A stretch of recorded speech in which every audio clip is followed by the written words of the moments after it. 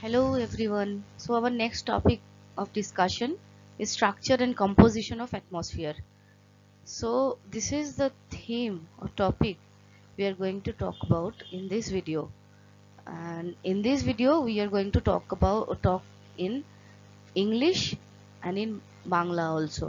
আমাদের কিছু বন্ধু আছে যাদের জন্য আমার মনে হচ্ছে বাংলায় একটু একটু বলে দিলে তাদের একটু একটু সুবিধা হবে। তো সেই জন্য আমার মনে হয় যে একটু বাংলা একটু ইংলিশ মিশিয়ে বললেই ভালো হয়। তোমাদের কিসের সুবিধা, শুধু বাংলায় বললে না বাংলা ইংলিশ মিশিয়ে বললে আমাকে কমেন্ট বক্সে অবশ্যই জানাবে।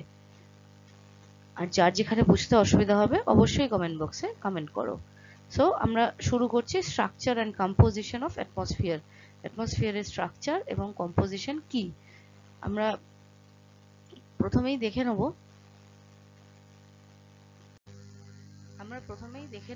মেজর কম্পোনেন্টস অফ অ্যাটমসফিয়ার কি কি, অর্থাৎ মুখ্য গঠন বা মুখ্য উপাদান অ্যাটমসফিয়ারের কি কি, কোন কোন জিনিসগুলি হলো অ্যাটমসফিয়ারের মুখ্য উপাদান। অ্যাটমসফিয়ারের মুখ্য উপাদান হিসেবে আমরা তিনটে উল্লেখযোগ্য জিনিস দেখতে পাচ্ছি। প্রথমটাকে বলা হচ্ছে গ্যাসেস, সেকেন্ডটা হচ্ছে ওয়াটার ভেপার অর্থাৎ জলীয় বাষ্প, আর তৃতীয়টা হচ্ছে পার্টিকুলেট ম্যাটার অর এরোসলস। গ্যাস, জলীয় বাষ্প আর পার্টিকুলেট ম্যাটার বা এরোসল। এবং এটাও বলা হচ্ছে যে 99% of the total mass of the atmosphere is within 32 kilometer above the earth's surface, অর্থাৎ ভূপৃষ্ঠ থেকে 32 কিলোমিটারের মধ্যে 99% এই যে অ্যাটমসফিয়ারের মাস অর্থাৎ অ্যাটমসফিয়ারের যে ভর সেটা পুঞ্জীভূত রয়েছে এই 32 কিলোমিটারের মধ্যে। তাহলে এবার দেখে নেওয়া যাক যে এই কম্পোজিশন অফ অ্যাটমসফিয়ার অর্থাৎ অ্যাটমসফিয়ারটা কি কি নিয়ে গঠিত, কি কি গ্যাস তার মধ্যে রয়েছে। এই যে আমরা বললাম প্রথম কম্পোনেন্ট হচ্ছে গ্যাস, তার মধ্যে কি কি গ্যাস রয়েছে সেটা আমরা একটু দেখে নেবো এবং কতটা পরিমাণে রয়েছে সেটা আমরা একটু দেখে নেবো। So what are the composition of atmosphere we will be discussing over here. So the major component is nitrogen. The percentage available in our atmosphere is 78.084%. Major component হলো নাইট্রোজেন, 78.084% আছে এবং নাইট্রোজেনের মলিকুলার ওয়েটটা দেওয়া আছে। এবং তারপর দ্বিতীয় উল্লেখযোগ্য গ্যাস সেটি হলো অক্সিজেন। অক্সিজেন প্রেজেন্ট আছে 20.9476%, আমরা বলি around 21%. Then next is argon, 0.934%, carbon dioxide 0.0314%, then neon 0.001818, helium, krypton, xenon, hydrogen, methane, nitrous oxide, ozone, sulfur dioxide, nitrogen dioxide, ammonia, carbon monoxide. এই নিচের দিকের গ্যাসিয়াস কম্পোনেন্ট তারা খুব কম পরিমাণে আছে, তাদের ট্রেস বলা হয়েছে। আর প্রত্যেকটা গ্যাসের ক্ষেত্রে তার মলিকিউলার ওয়েট এখানে মেনশন করে দেওয়া আছে। এগুলো একটু মনে রাখতে হবে তোমাদের। So we learned about the components of atmosphere, the composition of gases, which are the major gases, which are the trace gases in the atmosphere. Now we are coming to the structure of atmosphere. আমরা এবার structure of atmosphere অর্থাৎ অ্যাটমসফিয়ারের গঠন সম্পর্কে কিছু শিখব। অ্যাটমসফিয়ারকে যদি আমরা অ্যাটমসফিয়ারের গঠন যদি আমরা বুঝতে চাই তাহলে আমাদেরকে ভার্টিক্যালি অর্থাৎ নিচ থেকে উপরে কি করতে হবে, লম্বভাবে অ্যাটমসফিয়ারকে ভাগ করতে হয়। আমরা নিচ থেকে উপরে অ্যাটমসফিয়ারের বিভিন্নভাবে বৈশিষ্ট্য অনুযায়ী তাকে বিভিন্ন ভাগে ভাগ করি। We classify the atmosphere vertically as per their several features. Two major features depending upon which we classify the atmosphere vertically can be mentioned as temperature and composition of atmosphere. অর্থাৎ টেম্পারেচার বা তাপমাত্রা এবং composition মানে অ্যাটমসফিয়ারের গঠন অনুযায়ী, এই দুটো ভাবে আমরা অ্যাটমসফিয়ারকে ভাগ করতে পারি। টেম্পারেচারের উপর নির্ভর করে, তাপমাত্রার উপর নির্ভর করে আমরা কি করতে পারি, আমরা troposphere, stratosphere, mesosphere, thermosphere, exosphere এই কটা ভাগে ভাগ করতে পারি, এই 5টা ভাগে ভাগ করতে পারি অ্যাটমসফিয়ারকে। আর কম্পোজিশনের উপর ডিপেন্ড করে হোমোস্ফিয়ার এবং হেটেরোস্ফিয়ার, এইভাবে আমরা অ্যাটমসফিয়ারকে ক্লাসিফাই করতে পারি। So this is the image showing the vertical, the temperature based classification of atmosphere. We will be discussing on every layers of atmosphere: troposphere, stratosphere, mesosphere, thermosphere. All the spheres will be discussed in this video, and this is the image. We will be, if needed, we will be returning to this image to understand the slides better. So the foremost layer, the lowermost layer of the atmosphere is troposphere. The layer extends up to 8 km at poles and up to 16 km above the equator.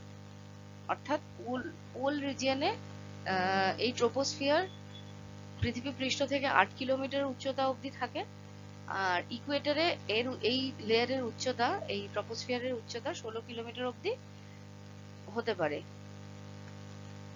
Thickness অর্থাৎ ঘনত্ব, ট্রপোস্ফিয়ারের ঘনত্ব highest হয় কোথায় না, highest হয় হচ্ছে higher অল্টিটিউডে by strong convectional currents.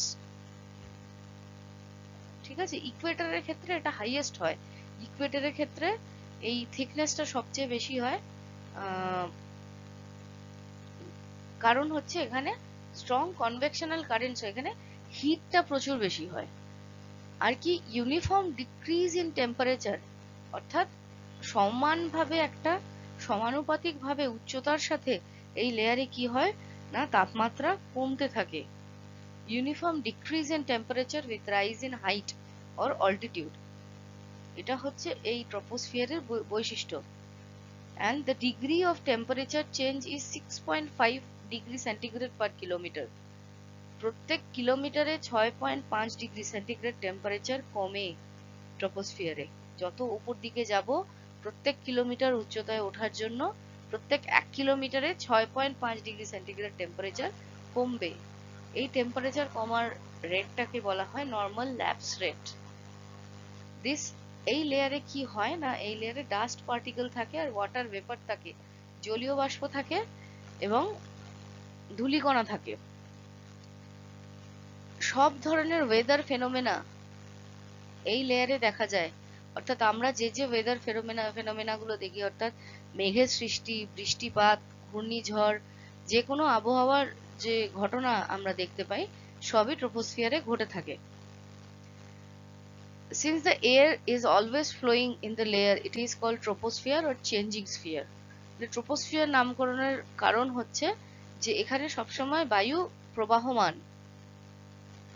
Troposphere যেখানে শেষ হয়, সেই আপারমোস্ট লেয়ারটিকে বলা হয় ট্রপোপজ। ট্রপোপজে যেহেতু যত উচ্চতা বাড়ছে তত টেম্পারেচার কমছে, তাই ট্রপোপজের সেখানে টেম্পারেচার অনেক কম হয়ে যায়, যেটা কিনা around -50 degree centigrade to 60 degree centigrade. আর কি এই লেয়ারে জেট স্ট্রিম প্রবাহ হয়, যেটা ওয়েস্ট থেকে ইস্টের দিকে হয়। আর কি এইখানে টেম্পারেচার ডিক্রিজেস উইথ হাইট, আমরা যেটা বললাম উচ্চতার সাথে টেম্পারেচার কমতে থাকে, এটাকে বলা হয় positive lapse rate. Very important, যে এটা অনেক সময় অনেকে ভুল করে ফেলে, যে উচ্চতার সাথে টেম্পারেচার কমা, এইটাকে বলা হয় পজিটিভ ল্যাপস রেট।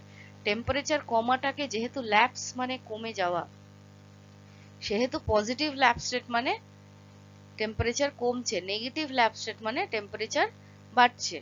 তো আমরা এই ল্যাপস রেটটা কিভাবে দেখাই, কিভাবে এক্সপ্রেস করি না, -dz/dt, এটাকে বলে positive lapse rate. Positive lapse rate কিভাবে দেখায় আমরা পরে এই বিষয়ে কিছু নিউমেরিক্যালস, কিছু অঙ্ক করব, কিছু অঙ্ক সলভ করব, যেগুলো আমাদের ন্যাশনাল এলিজিবিলিটি টেস্টে কিছু অঙ্ক এই বিষয়ে আসে। তখন আমরা দেখব এইটার মানে কিভাবে ব্যবহার করা হয়, কেন এটা উল্লেখ করা হলো। এখন আমরা এইটুকু জেনে রাখলেই হবে যে এই টেম্পারেচার নর্মাল ল্যাপস রেটকে এক্সপ্রেস করা হয় -dz/dt ডিটি দিয়ে। কেমন? ট্রপোস্ফিয়ারের সম্বন্ধে যখন আমরা আইডিয়া করছি, ধারণা করছি, তখন we must be knowing about two distinct features which are related to troposphere. ট্রপোস্ফিয়ারের সঙ্গে এরা রিলেটেড এমন দুটি ফিচার সম্বন্ধে আমরা আলোচনা করে নিই এই বেলা, যেগুলো আমাদের জানা উচিত এই বিষয়ে। একটা হচ্ছে planetary boundary layer. Planetary boundary layer কি? The planetary boundary layer is the troposphere's lowest layer where friction influences wind. অর্থাৎ প্ল্যানেটারি বাউন্ডারি লেয়ার বা পিবিএল হচ্ছে এমন একটা লেয়ার যেটা ট্রপোস্ফিয়ারের নিম্নতম লেয়ার, যেখানে কি হচ্ছে না, ঘর্ষণ, ফ্রিকশন বাতাসকে প্রভাবিত করে। অর্থাৎ কি, সেটা ভূপৃষ্ঠের কাছে, সেই জন্যই কি হয়, যখন বাতাস বয় ভূপৃষ্ঠের দ্বারা তার কি হয়, তার সাথে ভূপৃষ্ঠের ঘর্ষণ হয়, ফ্রিকশন হয়, এবং তার বাতাস প্রবাহিত হওয়ার সময় ফ্রিকশন হলে তার ডিরেকশন চেঞ্জ হয়, তার স্পিডের চেঞ্জ হয়। So when friction acts upon the air flow, যে লেয়ার অবধি এটা হতে থাকে, সেই লোয়ার মোস্ট লেয়ারটা of troposphere is called planetary boundary layer. Planetary boundary layer কি হয় না, থিকনেসটা কিন্তু কনস্ট্যান্ট নয় এটা। অর্থাৎ আর্থের বিভিন্ন জায়গায় এর থিকনেস বিভিন্ন, আর দিনের বেলা এবং রাত্রের মধ্যেও পিবিএল এর থিকনেসটা আলাদা হয়। রাত্রের ক্ষেত্রে কি কি হয় না, পিবিএল এর থিকনেস কমে যায়, আর দিনের ক্ষেত্রে কি হয় না, এই পিবিএল মানে প্ল্যানেটারি বাউন্ডারি লেয়ারের থিকনেসটা অনেক বেড়ে যায়। সামারের ক্ষেত্রে প্ল্যানেটারি বাউন্ডারি লেয়ার দেখা যায় 3 কিলোমিটার অব্দি, ভূপৃষ্ঠ থেকে 3 কিলোমিটার উচ্চতা অব্দি প্ল্যানেটারি বাউন্ডারি লেয়ার পাওয়া যেতে পারে। কিন্তু শীতকালে দেখা যায় প্ল্যানেটারি বাউন্ডারি লেয়ার অনেকটা নিচে চলে এসছে, এবং মানে ভূপৃষ্ঠ থেকে কয়েক মিটার ওপরেই সেই লেয়ারটা দেখা যাচ্ছে। এইটা হয়ে গেল পিবিএল। আরো একটা জিনিস, আরো একটা বিষয় এই বিষয়ে মানে এই মানে টপিকের মধ্যে আমরা জেনে নিই, যেটা হয়তো মানে যেটা খুবই ইম্পর্টেন্ট বিষয়, সেটা কিন্তু এটা ট্রপোস্ফিয়ারের লোয়ার মোস্ট লেয়ার। এবার ট্রপোস্ফিয়ারের আপার মোস্ট লেয়ারকে আমরা কি বলেছি? ট্রপোপজ। এবার ট্রপোপজ ফোল্ড বলে একটা জিনিস আছে। ট্রপোস্ফিয়ার এর পরের লেয়ারটাকে বলা হয় stratosphere. The line between troposphere and stratosphere, the fine layer between the troposphere and stratosphere is called tropopause. ঠিক আছে? ট্রপোপজ ফোল্ডটা কি জিনিস না, কোনো জায়গায় কি হয়, একটা পোর্শন অফ স্ট্র্যাটোস্ফিয়ার এই যে এইভাবে ট্রপোস্ফিয়ারের মধ্যে ঢুকে আসে। ঠিক আছে? অল্টিটিউড ওয়াইজ কি হয়, এটা ট্রপোপজ, এর ওপরে স্ট্র্যাটোস্ফিয়ার, এই জায়গাটা ট্রপোস্ফিয়ার হওয়া উচিত ছিল, কিন্তু দেখা যায় যে স্ট্র্যাটোস্ফিয়ারিক ফিচারটা কিছুটা জায়গায় এরকম ফোল্ডের মতো ঢুকে এসছে। অর্থাৎ ট্রপোপজটা একটা জায়গায় এরকম একটা ভাঁজের মতো ঢুকে গেছে। ঠিক আছে? এই জায়গাটা হচ্ছে ব্যারোক্লিনিক জোন। ঠিক আছে? ব্যারোক্লিনিক জোন মানে হচ্ছে এখানে ব্যারোক্লিন মানে হচ্ছে যেখানে কি হয় না, টেম্পারেচার চেঞ্জ হয় না, কিন্তু এয়ার প্রেসার চেঞ্জ হয়ে যায়। তো এই জায়গাটা এইরকম ভাবে ট্রপোপজ ঢুকে আসার ফলে এই লেয়ারটাতে কি হয়, ট্রপোস্ফিয়ারের মধ্যে স্ট্র্যাটোস্ফিয়ারের ফিচার দেখা যায়।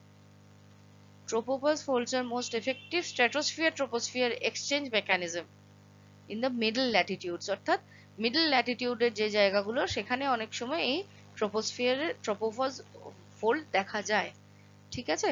এই দুটো বিষয় যেহেতু এখানে উল্লেখ্য এবং এই ট্রপোস্ফিয়ার রিলেটেড, তাই এই দুটো মেনশন করে দিলাম। নাও coming to the stratosphere. Stratosphere is a very well known layer of atmosphere because of its ozone layer. Ozone layer which which saves our Earth's surface from the harmful impacts of ultraviolet, some parts of ultraviolet radiation, UV radiations. So we all know that, আমরা সবাই এটা জানি। এছাড়া আমরা স্ট্র্যাটোস্ফিয়ারের আরো কিছু feature সম্বন্ধে একটু পড়ে নিই। যে ট্রপোপজ এ শুরু হয়, ট্রপোপজের পর থেকে স্ট্র্যাটোস্ফিয়ার শুরু হয়, আর 50 কিলোমিটার উচ্চতা অবধি স্ট্র্যাটোস্ফিয়ার থাকে। কিন্তু মজার কথা হলো যে 19% পৃথিবীর 19% মাস আর মাত্র আর কি অ্যাটমসফেরিক মাস স্ট্র্যাটোস্ফিয়ার ক্যারি করে। আমরা যত উপরে যাব তত দেখবো অ্যাটমসফেরিক মাস তত কমতে থাকে। অর্থাৎ কি হয় না, মলিকিউল গুলো আরো দূরে দূরে সরে যায়, ঠিক আছে, কাছাকাছি থাকে না, তার জন্য অ্যাটমসফেরিক মাস কি হয়, কম হয়ে যায়। In this layer first temperature remains unchanged up to 20 kilometre. প্রথম 20 কিলোমিটার কি হয় না, টেম্পারেচারের কোনো পরিবর্তন হয় না, এবং তারপর টেম্পারেচার 50 কিলোমিটার অবধি টেম্পারেচার শার্পলি খুব দ্রুত বাড়তে থাকে উচ্চতার সাথে। অর্থাৎ ট্রপোস্ফিয়ারে আমরা দেখেছিলাম উচ্চতার সাথে উষ্ণতা টেম্পারেচার কমতে থাকে। স্ট্র্যাটোস্ফিয়ারের প্রথম 20 কিলোমিটারে দেখলাম কোনো পরিবর্তন হয় না, তার পরবর্তী 30 কিলোমিটারে দেখছি যত উঠতে থাকছি তত টেম্পারেচার বাড়তে থাকছে। এই টেম্পারেচার বাড়ার অন্যতম কারণ হলো সূর্যের অতিবেগুনি রশ্মিকে শোষণ করে নেওয়া। এখানে উপস্থিত যে ওজোন লেয়ার সে কি করে না, সূর্যের ইউভি রেডিয়েশনকে অ্যাবজর্ব করে, তার ফলে কি হয়, এখানে উষ্ণতা বেড়ে যায়। The major amount of ozone concentration is found between 15 to 30 kilometre. তো আপার স্ট্র্যাটোস্ফিয়ারেই ওজোন লেয়ারটা থাকে, যেটা 15 থেকে 30 কিলোমিটারেই পাওয়া যায়। আচ্ছা, এই বিষয়ে আরেকটা উল্লেখযোগ্য তথ্য আমরা আলোচনা করে রাখি, যে thickness of ozone layer, ozone লেয়ারের ঘনত্ব মাপার জন্য আমরা যে ইউনিটটি ব্যবহার করি তাকে বলা হয় ডবসন ইউনিট, ঠিক আছে। আচ্ছা, এবারে বলছি হায়ার অল্টিটিউড কি হয় না, বেশি ইউভি রেডিয়েশন নেয়, যত উপরের দিকে উচ্চতা হয় তত ইউভি রেডিয়েশন বেশি অ্যাবজর্ব করে, সেই জন্য উপর দিকে বেশি গরম হয়। আর এই লেয়ারটা হচ্ছে আইডিয়াল ফর ফ্লাইং এয়ারক্রাফটস, অর্থাৎ এরোপ্লেন বা এয়ারক্রাফট চালানোর জন্য এই লেয়ারটা সব থেকে আইডিয়াল, ঠিক আছে, আদর্শ। আর খুব বেশি কোনো ওয়েদার ফেনোমেনা এখানে দেখা যায় না, অর্থাৎ ঝড় বৃষ্টি তুফান খুব বেশি দেখা যায় না। Air movement is horizontal, air movement হচ্ছে হরাইজন্টাল, অর্থাৎ ভূমির সাথে সমান্তরাল ভাবে বায়ু প্রবাহ হয়। আর upper most layer of stratosphere is called stratopause, সব থেকে উচ্চতম ট্রপোস্ফিয়ারের যে শেষ লেয়ারটা তাকে আমরা বলেছিলাম ট্রপোপজ, আর স্ট্র্যাটোস্ফিয়ারের সব থেকে উঁচু লেয়ার যেটা, শেষ লেয়ার যেটা, সেটাকে বলা হয় stratopause. Now coming to the mesosphere layer, just above the stratopause, mesosphere layer is there. The layer extends from 50 km to 90 km above the earth's surface. The temperature decreases as the height increase. এখানে আবার কি হলো, ট্রপোস্ফিয়ারের মতো সেই ফিচারটা চলে এলো মেসোস্ফিয়ারে। অর্থাৎ এবারে আবার কি হচ্ছে, উচ্চতা যত বাড়ছে তার সাথে টেম্পারেচার কমতে থাকছে। The temperature at the mesopause is around 90 degree centigrade, অর্থাৎ মেসোস্ফিয়ারের উচ্চতম যে সীমা মেসোপজ, সেখানে টেম্পারেচার হচ্ছে প্রায় -90 ডিগ্রি সেন্টিগ্রেড। আর পুরো অ্যাটমসফিয়ারের মধ্যে লোয়েস্ট টেম্পারেচার দেখা যায় মেসোপজে, যেটা কিনা -100 থেকে 110 ডিগ্রি সেন্টিগ্রেড অব্দি হতে পারে। The vertical air movements are not possible in this layer. এখানেও ভার্টিক্যাল এয়ার মুভমেন্ট হয় না, অর্থাৎ লম্বভাবে কোনো বায়ু চলাচল হয় না। তার জন্য খুব উল্লেখযোগ্য একটি বিষয় যে formation of ice crystal cloud, অর্থাৎ তুষার বরফের মতো মেঘ তৈরি হয়, যেটা কিনা ইউনিক ফিচার, যেটা কিনা এই লেয়ারের ইউনিক ফিচার, যে এখানে বরফ আকারে মেঘ জমা হয়। Meteors or falling stars occurs in this layer, অর্থাৎ এই লেয়ারেই মিটিওর বা ফলিং স্টার এই ঘটনাগুলো এই লেয়ারেই ঘটে, মেসোস্ফিয়ারেই ঘটে। আর এই আইস ক্রিস্টাল ক্লাউড গুলোকে বলা হয় নকটিলিউসেন্ট ক্লাউড বা polar mesospheric cloud or night shining clouds. Noctilucent মানে নকটি মানে রাত্রি এবং লুসেন্ট মানে শাইনিং, অর্থাৎ রাত্রে যে মেঘ উজ্জ্বল হয় তাকে নকটিলিউসেন্ট ক্লাউড বলা হয়। অর্থাৎ এই লেয়ারের এই আইস ক্রিস্টাল ক্লাউড গুলো কি হয় না, এগুলো রাত্রে শাইন করে, in absence of solar radiation এরা কি হয় না, শাইন করে। This noctilucent clouds are the highest clouds in the atmosphere. মনে রাখতে হবে যে এদের উচ্চতা প্রায় 83 কিলোমিটার ও 50 মাইল ভূপৃষ্ঠ থেকে। এই উচ্চতায় এই নক্টিলুসেন্ট ক্লাউড থাকে এবং এটা সব থেকে উচ্চতম মেঘ, মানে উচ্চতায় আর কি, সব থেকে উচ্চতায় থাকে। আর এই ক্লাউড গুলো কি sensitive to global climate change and climatic impacts, অর্থাৎ এই ক্লাউডের পরিবর্তন থেকে কি হচ্ছে না ক্লাইমেট চেঞ্জ সম্বন্ধে কিছু ধারণা করা যায়, কারণ এরা sensitive to climate change. Higher concentration of carbon dioxide, climate change আর মিথেন আর সিএফসি, এগুলো হায়ার কনসেন্ট্রেশন ইন্ডিকেট করে এই এই নক্টিলুসেন্ট ক্লাউডস বা এই ক্রিস্টাল আইস ক্রিস্টাল ক্লাউডস। ঠিক আছে, এইবার আমরা নেক্সট লেয়ারে চলে আসছি, অ্যাটমসফিয়ারে। The next layer of atmosphere is thermosphere, which can be subdivided into ionosphere, exosphere and magnetosphere, and can be renamed also as ionosphere, exosphere or magnetosphere. So it extends up to from 90 kilometer to 500 kilometer to 1000 kilometer above the surface. The thermosphere is so called, thermo means heat, it's very hot. From the name we can guess that the layer must be very hot because of photochemical activities caused by the ultraviolet radiation from sun. সূর্যের ultraviolet রেডিয়েশনের উপস্থিতিতে এই লেয়ারটা অত্যন্ত উষ্ণ হয় এবং photo ionisation and photo dissociation হয়। In presence of solar radiation, solar UV, এখানে ফটো আয়োনাইজেশন অফ মলিকিউলস হয়, অর্থাৎ যে কোনো মলিকিউল বা অ্যাটম সে আয়নে পরিবর্তিত হয়। ফটো ডিসোসিয়েশন মানে আলোর উপস্থিতিতে, ইউভি রেডিয়েশনের উপস্থিতিতে কোনো মলিকিউল ভেঙে যায়। কারণ হচ্ছে এখানে পার্টিকেল গুলো ইলেকট্রিক্যালি চার্জ হয়ে যায়। ফটো ডিসোসিয়েশন বা আয়োনাইজেশন মানে ইলেকট্রিক্যালি তারা চার্জ হয়ে যায়। ঠিক আছে, the layer contains a minimal amount of atmospheric mass. যত উপর দিকে যাচ্ছি তত আমরা বলছি atmospheric mass আমাদের কমছে। temperature increases with height by absorbing short wave solar radiation. যত উপর দিকে উঠবো টেম্পারেচার অবশ্যই বাড়বে। the highest temperature in this layer may rise even more than 1000 degree, অর্থাৎ 1000 ডিগ্রি সেন্টিগ্রেডের উপরেও টেম্পারেচার উঠে যায়। and the layer reflects radio waves transmitted from the earth. অর্থাৎ আমরা যে রেডিও ওয়েভ আর্থ থেকে পাঠাই, যেটা রিফ্লেক্ট করে আমাদের এখানে রেডিও বা বিভিন্ন রেডিও কানেক্টিভিটি চলে, সেটা রিফ্লেক্ট ব্যাক হয় অ্যাটমসফিয়ারের এই লেয়ার থেকে। তো এবার আমরা এই থার্মোস্ফিয়ারকে বলেছি, তিনটে নামে ডেকেছি। যে থার্মোস্ফিয়ার কি কি নামে ডেকেছি আমরা থার্মোস্ফিয়ারকে? না, ম্যাগনেটোস্ফিয়ার, এক্সোস্ফিয়ার, আয়োনোস্ফিয়ার। তো ম্যাগনেটোস্ফিয়ার কি না, area around the earth extending beyond the atmosphere. আস্তে আস্তে ঘনত্ব কমে যাচ্ছে, আস্তে আস্তে এটাকে আমরা বিয়ন্ড দ্য অ্যাটমসফিয়ার বলছি। Made up of charged particles, যেটা আমরা অলরেডি বললাম, যেখানে চার্জড পার্টিকেল থাকছে, কারণ আমরা দেখছি photo ionisation and photo dissociation হচ্ছে, আর অরোরা লাইটস দেখা যাচ্ছে এই লেয়ারে।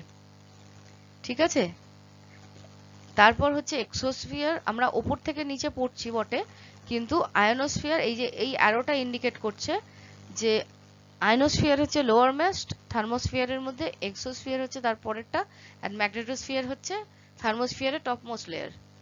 সো আমরা ওপর থেকে পড়ছি বটে, কিন্তু লেয়ারটা যদি আমরা তলা থেকে ধরি তাহলে কিন্তু সবার আগে আয়োনোস্ফিয়ার। তো তারপর এক্সোস্ফিয়ার বলবো। এক্সোস্ফিয়ার হচ্ছে আপার মোস্ট লেয়ার অফ অ্যাটমসফিয়ার। ম্যাগনেটোস্ফিয়ারকে আমরা বলছি আউটার অ্যাটমসফিয়ার, মানে বিয়ন্ড দ্য অ্যাটমসফিয়ার। এক্সোস্ফিয়ারকে আমরা বলছি আপার most layer of atmosphere. Density of gases are very low, কিন্তু স্যাটেলাইট যেগুলো আমরা এখান থেকে ছাড়ি সেগুলো এই লেয়ারে পৃথিবীকে প্রদক্ষিণ করে। Satellite orbit the earth in this layer. আর আয়োনোস্ফিয়ার হচ্ছে lowermost layer of thermosphere between 90 and 550 kilometre. এখানে ইলেকট্রিক্যালি চার্জ পার্টিকেলস থাকে। লেয়ারটা আয়োনাইজ লেয়ার, আর রেডিও ব্রডকাস্টিং এই লেয়ারটার জন্যই পসিবল হয়, যেটা আমরা অলরেডি আগেই ডিসকাস করলাম। এবার এই আয়োনোস্ফিয়ার সম্বন্ধে আরেকটু আমরা ডিটেল পড়বো। আয়োনোস্ফিয়ার একটা খুব গুরুত্বপূর্ণ লেয়ার যদিও বা এটার মধ্যে মানে অ্যাটমসফেরিক মাস খুব কম, কিন্তু ionosphere is very very important. এই ionosphere is basically comprised of molecules of nitrogen and atoms of oxygen, যেগুলো কি হচ্ছে ionized by absorbing short wave solar energy. The molecules or atoms lose their electrons and these electrons move freely as electric currents. এই লেয়ারে ionosphere লেয়ারে কি হয়, এই nitrogen and oxygen এরা কি করে, এদের ইলেকট্রন লুজ করে করে আয়োনাইজড হয়ে যায়, পজিটিভলি আয়োনাইজড হয়ে চার্জড হয়ে যায়, এবং এই ফ্রি ইলেকট্রন গুলো এই লেয়ারে ঘুরে বেড়ায় ইলেকট্রিক কারেন্ট হিসেবে। এই লেয়ারটাকে ফার্দার তিনটে ভাগে ভাগ করা যায়, D, E and F layer. এটা কিসের ওপর ডিপেন্ড করে না, density of the layer. D হচ্ছে সব থেকে ডেন্স, ই হচ্ছে আরেকটু কম ডেন্স, অ্যান্ড এফ লেয়ার হচ্ছে সব থেকে কম ডেন্স। ঠিক আছে, এবং দেখা যায় যে এই মানে এই লেয়ারগুলোর প্রোডাকশন তো হচ্ছে সোলার রেডিয়েশনের শর্ট ওয়েভ রেডিয়েশন গুলো দিয়ে, শর্ট ওয়েভ গুলো দিয়ে। তো তার ফলে কি হয়, যখন সোলার রেডিয়েশন অ্যাবসেন্ট অর্থাৎ রাত্রেবেলা ডি আর ই লেয়ারটা দেখা যায় না, দিনের বেলায় শুধু দেখা যায়। এফ লেয়ার কিন্তু সারা দিন থাকে। এই লেয়ারের ই লেয়ারে মানে এই মানে ক্লাসিফিকেশনের ই লেয়ারে কি হয়, রেডিও ওয়েভ রিফ্লেক্টেড হয়। আমরা আরো স্পেসিফিক্যালি বলে দিলাম যে আয়নোস্ফিয়ারের ই লেয়ারে রেডিও ওয়েভ রিফ্লেক্টেড হয়, সেই জন্য ই লেয়ারকে বলা হয় Kennelly Heaviside layer, named after কাদের নামে নামকরণ হয়েছে না, যে বিজ্ঞানীরা এটা আবিষ্কার করেন, Arthur E Kennelly and Oliver Heaviside. ঠিক আছে, the ionosphere is responsible for aurora light, যেটা আমরা আগেও বলেছি, নর্দার্ন লাইট বা অরোরা বোরিয়ালিস, সাদার্ন লাইট বা অরোরা অস্ট্রালিস, এই দুটোর জন্য আয়নোস্ফিয়ার রেসপন্সিবল।